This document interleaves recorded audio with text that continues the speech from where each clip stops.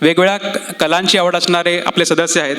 विशेषतः पर्यटनाची आवड असणारे सुद्धा खूप लोक आहेत. पण त्यातही काही जण अगदी हाडाचे भटके सदस्य आहेत की जे अनवट जागा शोधतात, मुद्दामून वाकडी वाट काढून तिथे जातात, अनुभव घेतात आणि ते अनुभव आपल्याशी शेअर करत असतात. तर अशा अनवट जागा आणि अनुभव घ्यायला ज्यांना आवडतं अशांपैकी एक म्हणजे प्रदीप कुलकर्णी सर. बँकेतली नोकरी सांभाळून आणि त्यानंतरही ट्रेकिंग, भरपूर मोटरसायकल प्रवास, लाँग ड्राईव्ह असं करत पायाला लावलेली भिंगरी त्यांनी सतत फिरती ठेवलेली आहे. तसे प्रदीप कुलकर्णी सर आज आपल्याला सांगणार आहेत भटकंतीत गवसलेले अप्रूप. तर मी प्रदीप सरांना विनंती करतो की त्यांनी कृपया व्यासपीठावर यावं. हा पुस्तकप्रेमीचा हे स्टेज मला उपलब्ध करून दिलं त्याबद्दल संचालक मंडळाचे आभार. त्याचबरोबर सचिन केळकर सरांचे आभार, कारण हे प्रेझेंटेशन देण्यासाठी त्यांनी खूप मोलाची मदत मला दिली आहे. विषयाला सुरुवात करण्याआधी एक गोष्ट मला स्पष्ट करायची आहे. हा जो विषय मी मांडणार आहे या विषयात मी तज्ज्ञ नाही ना माझा काही त्याच्याबद्दलचा अभ्यास आहे. जेव्हा आपण भटकंती करतो, वेगवेगळ्या ठिकाणी भेट देतो, अशावेळी आपल्याला काही सुंदर अनुभव येतात. अशातच एक लेटेस्ट आलेला माझा अनुभव मी इथे शेअर करणार आहे.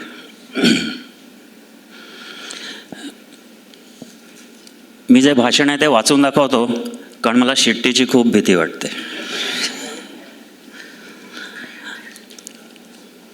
भूजच्या वायव्येला लखपत नावाचा एक गाव वसलेलं आहे, ज्याचं मुख्य आकर्षण म्हणजे 7 किलोमीटर असलेली तटबंदी आणि एक भव्य किल्ला.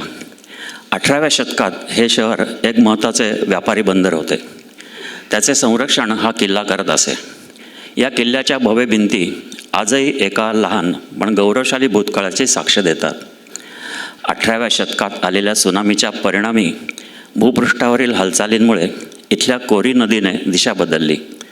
पाणी आटलं आणि इथली खाडगी बनली एक मध्ये दलदली असलेलं वैराण आणि खारट वाळवंट, जे थेट पाकिस्तानला भिडतं. पाकिस्तानची बॉर्डर इथून फक्त 40 किलोमीटर अंतरावर आहे. इथं खडा पहारा करत असलेले भारतीय जवान या वाळवंटाच्या आतील भागात जाऊ देत नाहीत. माणसं दिशाहीन होऊन वेडीपेशी होतात, भरकटतात, हरवतात किंवा पाकिस्तानात पोचून तिथले कैदी बनतात. सूर्यास्ताच्या वेळी हे ठिकाण खूपच विस्मयकारक आणि फोटोजेनिक दिसतं. किल्ल्याच्या भिंतींच्या आत 15व्या-16व्या शतकातील एक गुरुद्वारा देखील इथे आहे. इतर धर्म समजून घेण्यासाठी शिखांचे धर्मगुरू गुरु नानक देव हे लखपतमधून बोटीनं मक्केला गेले असं सांगितलं जातं. त्यावेळी त्यांनी इथे वास्तव्य केलं होतं. त्यांच्या निरोपासाठी जमलेल्या सर्वांसाठी जेवण म्हणजे लंगर उपलब्ध करून दिला होता. त्या जेवणासाठी बनवलेले डाळ आणि भात तिथे आजही विखरून पडलेले सापडतात. अशी एक गमतीशीर कथा इथे सांगितली जाते. लोक ही कथा श्रद्धेने ऐकतात आणि प्रसाद म्हणून तिथले दाल चावल वेचून बरोबर घेऊन जातात. आम्ही देखील ते शोधले, आम्हाला सापडले. कसं काय असतं ते दाल चावल आणि काय आहे हे गोड बंगाल? खरं तर इतक्या वर्षात दाल चावल तसे राहू शकतात का? तर त्याचं असं आहे की लखपत किल्ल्याच्या परिसरात मोठ्या प्रमाणात फोरामेनिफेरा या प्रकारचे जीवाश्म आढळतात. उथळ समुद्रात आढळणारे हे जीवाश्म वेगवेगळ्या आकारांचे आणि प्रकारांचे आहेत. यापैकी 2 आकार आपल्या परिचयाचे आहेत. एक आहे शिजलेल्या भातासारखा, तर दुसरा आहे तुरी किंवा मसुराच्या डाळीसारखा. सुमारे 5.6 कोटी ते 3.40 कोटी वर्षापूर्वीच्या कालखंडात हे जीव या पृथ्वीवर होते. जमिनीत खडकात गाडले गेलेले त्यांचे अवशेष जमीन आणि खडकांची झीज होऊन उघडे पडतात आणि तिथे पसरत राहतात. हा झाला या जागेचा कोट्यावधी वर्षांपूर्वीचा खरा इतिहास. गंमत आहे ना?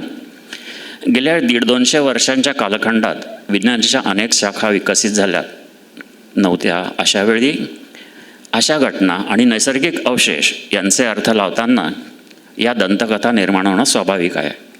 मात्र आज वैज्ञानिक साधने हातात असताना आणि भूतकाळाचे नेमके आकलन आणि नैसर्गिक घटना यांचा संबंध आपण जाणून घेणं आवश्यक आहे.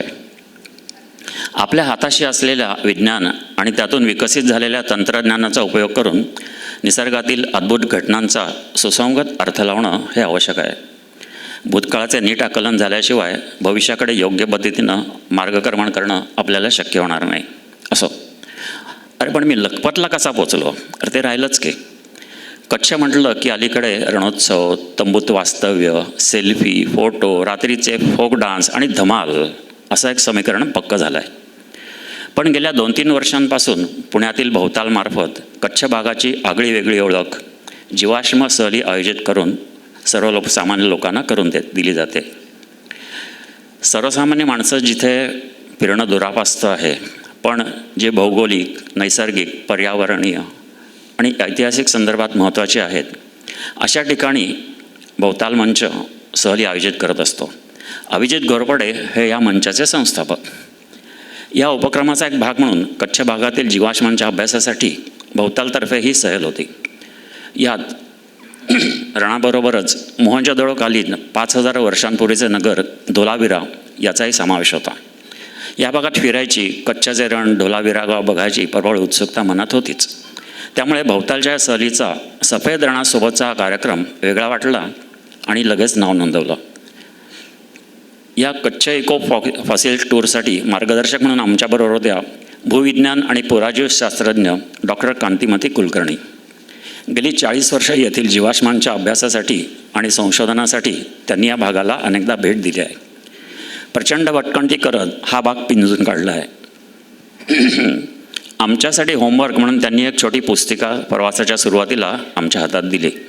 यात आम्ही भेटणार असलेल्या भागात आढळणारे जीवाश्म, त्यांचा भूवैज्ञानिक कालखंड, जीवाश्म म्हणजे काय, ते कसे होतात, त्यांची सचित्र नावं इत्यादी माहिती दिली होती. कुलकर्णी मॅडमची अभ्यासू पार्श्वभूमी आणि हातात आलेलं मटेरियल पाहून दडपण झालं. नलिया या भुजपासून 100 किलोमीटर अंतरावरच्या गावातनं जेव्हा आम्ही प्रत्यक्ष फील्डवर जीवाश्म शोधण्यासाठी म्हणून जायला निघालो, तोपर्यंत हे दडपण कायम होतं. कच्छमध्ये वेगवेगळ्या ठिकाणी वेगवेगळ्या प्रकारचे फॉसिल सापडतात आणि अशा अनेक ठिकाणी भेट द्यायला लागते. अशा फील्डवर जायला आम्ही सुरुवात केली. गप्पा सुरू झाल्या आणि आमचं दडपण हे अनाठायी होतं हे लक्षात आलं. फील्डवर आमच्यासोबत फिरत त्या ठिकाणी कोणते जीवाश्म आढळतात, ते कसे ओळखायचे हे सांगून झाल्यावर एखाद्या बाबेच्या झुडपाच्या सावलीत त्या एका छोट्या फोल्डिंग स्टूलवर बसत आम्ही शोधलेले सॅम्पल तपासत, योग्य असेल तर सगळ्यांना बोलवून कौतुक करत. आमच्यात सहभागी झालेले 90% हे 60 पारचे उत्साही तरुण होते. एक जण वाकून, जमल्यास बसून जमिनीवर काहीतरी शोधतोय, मिळालं की पटकन मॅडमना दाखवतोय. योग्य सॅम्पल सापडला असेल तर दुप्पट उत्साहाने पुन्हा जमिनीकडे नजर वळवतोय. नसेल तर त्याला सापडलं, मला का नाही सापडत, या इराद्याने पुन्हा सगळे जमिनीवरती नजर खेळवत आहेत. हे फार मजेशीर दृश्य होतं. काहीही विचाराशी सुरुवात करून हा कठीण आणि समजायला अवघड असा आम्हाला अनभिज्ञ विषय त्या विविध संकल्पना गमतीजमतीतून सोप्या पद्धतीनं समजावून सांगत होत्या. तसंच गाडीतून फिरताना किंवा प्रत्यक्ष फील्डवर गेल्यावर तिकडची विशिष्ट भूरूपे, आढळणारे जीवाश्म, त्यांचं सौंदर्य, त्यांचे आकार, त्याच्यावरची नैसर्गिक कारागिरी याबद्दल अत्यंत सुंदर विवेचन त्या करत होत्या. आमच्यासारख्या या विषयातील गमबन माहीत नसलेल्यांना हा विषय सोपा करत सांगण्याची त्यांची हातोटी मंत्रमुग्ध करणारी अशीच होती. दिवसभराची भटकंती झाल्यावर रात्री जेवणानंतर अनेक शंकांचं निरसन करण्यासाठी त्यांच्याशी होणाऱ्या संवादातून बऱ्याच प्रश्नांची उकल होत होती. खरंच एक समृद्ध करणारा अनुभव होता. नलिया गावापासून सुमारे 150 किलोमीटर अंतरावर हे जीवाश्म उघड्यावर पडलेले आढळतात. कुठे मोठमोठ्या खडकांचा भाग झालेले 2 ते 6 कोटी वर्षांपूर्वीचे समुद्री प्राण्यांचे अवशेष, कुठे शंख शिंपले यांचं नखापासून ते पंजाच्या आकारापर्यंत वेगवेगळे प्रकार. आपल्याला पापडीचं झाड माहिती आहे, त्या झाडाची बी असते तिच्या आकाराचे वेगवेगळे जीवाश्म, परंतु अचानक पडलेल्या दाबामुळे त्यांचे झालेले खोड्याच्या खोगिरासारखे आकार, कुठे नदीतली परवाळांची बेटे, कुठे कोरड्या पडलेल्या नदीपात्रात खडकात अडकलेले खेकडे, हो, ज्यांचे दुमडलेले पाय, नांग्या आणि डोळे आजही व्यवस्थित ओळखू येत होते. कुठे स्टारफिश, कुठे ऑस्टर्स, एमॉनॉइड्स, अनेक नामशेष झालेले सजीव जीव यांचा खजिना आमच्यासमोर उघडावत होता. काय ते वैविध्य, काय ते आकार, काय ती निसर्गाची कलाकुसर, हरखून जात होतो आम्ही. राखाडी आणि कणकावती नद्यांच्या प्रवाहांनी कोरून काढलेले किनारे हे इओसिन आणि एलिगोसिन म्हणजे साधारणतः 1.5 कोटी ते 4.5 कोटी वर्षापूर्वीच्या आकारातले त्यांच्यात दडलेले भूस्तर, त्यांची समृद्ध खनिजं हे दाखवत होते. मातानो मठ येथील भूस्तर बघताना येथील 15 ते 17 कोटींच्या वर्षापूर्वीच्या व्हॉल्कॅनिक भूस्तरातील केमिकल कंपोजिशन हे थेट मंगळावरती सापडलेल्या खडकांच्या नमुन्याशी साधर्म्य दाखवतात, हे नासाचं प्रतिपादन आम्हाला अचंबित करत होता. साताऱ्याजवळच्या बारामोटेचे विहीर लिंबगाव प्रसिद्ध आहे. त्याच्याजवळचं शंकर मंदिर पण आपण बघितलं असेल. त्या परिसरात अष्टकोनी दगडी पिलरची रचना आढळून येते. सहसा वाळूच्या किंवा गाळाच्या म्हणजे सँडस्टोन खडक हा कठीण नसल्यामुळे त्याचे काठिण्ययुक्त अष्टकोनी नैसर्गिक खांब तयार झालेले आढळत नाहीत. पण इथे मात्र कोडकी भागातील एका टेकडीवरती बेसॉल्ट खडकाच्या प्रेशरमुळे असे झालेले खांब आढळतात. हा एक नैसर्गिक चमत्कारच. आपण गड किल्ल्यांवर जातो. शिवाजी महाराजांच्या मावळ्यांच्या पदस्पर्शाने पावन झालेले तिथली माती कपाळाला लावतो. महाराजांना स्पर्श केल्याचं रोमांच आपल्या अंगावरती उभे राहतात.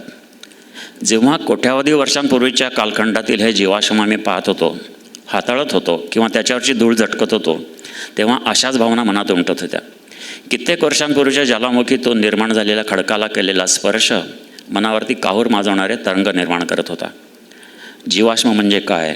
सजीवांच्या जीवाश्म तयार होण्यासाठी आवश्यक बाबी, त्यांचे प्रकार, ते कसे ओळखायचे, त्यांची भूविज्ञान आणि जैवविज्ञानातील उपयुक्तता इत्यादी अनेक गोष्टींची तोंडओळख या सहलीतून झाली असं म्हटलं तर ते वावगं ठरणार नाही. त्याचबरोबर निसर्गाची कोणतीही तोडफोड न करता फक्त खडकातून सुटून मोकळे झालेले आणि जमिनीवर पडलेले जीवाश्मच हाताळायचे, अभ्यासायचे ही शिकवण मिळाली. एखादा नमुना घरी न्या, पण नव्याने बघायला येणाऱ्या अभ्यासकांसाठी सापडलेले इतर नमुने तिथेच ठेवून निसर्गाच्या कमीत कमी नुकसानीचा प्रयत्न करायचा ही संशोधकी वृत्ती पण बाणवता आली. एकूणच भूवैज्ञानिक कालखंडाचा विचार केला तर आमचा प्रवास काही कोटी वर्षांपूर्वीचे जीवाश्म हाताळण्यापासून आधुनिक सभ्यतेची साक्ष देणाऱ्या 5000 वर्षांपूर्वीच्या अस्तित्वात असलेल्या सिंधू संस्कृतीचा खाणाखुणा अनुभवण्यापर्यंत झाला. अभिजित घोरपडे यांच्या शब्दात जर सांगायचं झालं तर जीवाश्म हे मानवासाठी नेहमीच कुतूहलाचा विषय राहिले आहेत. जीवाश्म म्हणजे खडकात बंदिस्त असलेला जीव. कोट्यावधी वर्षांचा एक अख्खा कालखंड एखाद्या जीवाश्मात बंदिस्त झालेला असतो. हे जीवाश्म आपल्याला आपल्या पूर्वज असलेल्या सजीवांची आठवण करून देतात. त्याचबरोबर केवळ आपला विचार न करता सृष्टीमध्ये आपल्यासोबत इतर जीवांचाही आपण आदर केला पाहिजे याची आठवण करून देतात. एकदा का आपण जीवाश्मांविषयी समजून घेतलं की आपल्याला आपल्या अस्तित्वाचा अर्थ कळेल. देव असतो की नसतो हे मानण्यावर अवलंबून असतं, पण दगडात जीव असतो आणि तो वेगवेगळ्या कालखंडांवर जोडणारा दुवा आहे हे विज्ञानाने सिद्ध केलं आहे. धन्यवाद मंडळी.